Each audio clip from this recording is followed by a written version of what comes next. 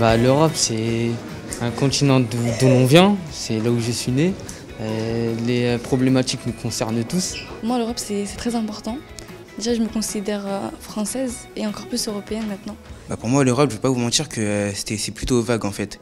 Moi, je sens plus d'abord français et en plus même francilien même dans la France en fait. Mais je pense que c'est une erreur de ma part. C'est un plaisir de voir ce vent de jeunesse souffler sur l'Assemblée nationale. Alors aujourd'hui, on a choisi la thématique autour de l'Europe forteresse, oui ou non. C'est une question d'actualité. La question de l'immigration est une question dont on parle beaucoup. Ils sont ravis de venir à l'Assemblée, vraiment ravis. Et ça les apprend à s'intéresser à. Ils sont toujours surpris d'avoir compris, de ne pas être passés pour des idiots avec leurs questions, de se rendre compte que finalement ils ne sont pas si différents que les autres.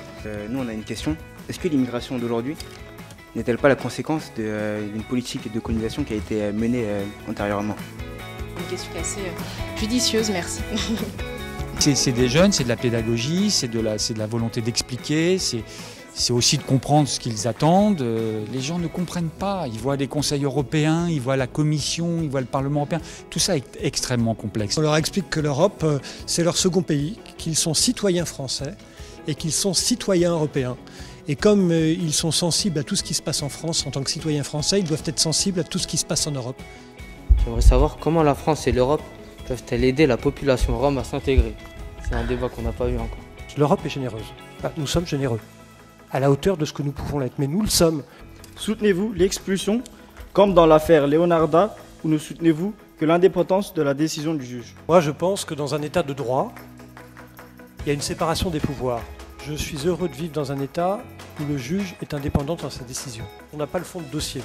Alors Christophe Carré, je n'ai pas l'air d'accord du tout. Je pense moi je vois très bien de quoi il s'agit. On est typiquement dans la situation de demandeurs d'asile. Moi, ce que j'ai trouvé ce soir, j'ai trouvé que les questions étaient quand même assez élaborées, pertinentes par rapport à ce qu'est l'Europe, par rapport à ce qu'elle peut faire. Ça m'a rassuré, d'abord sur la connaissance de l'Europe, parce que souvent quand les gens disent l'Europe ne fait pas ci, l'Europe ne fait pas ça, on oublie de dire que ceux qui ne font pas ci, pas ça, ce sont en fait les chefs d'État européens.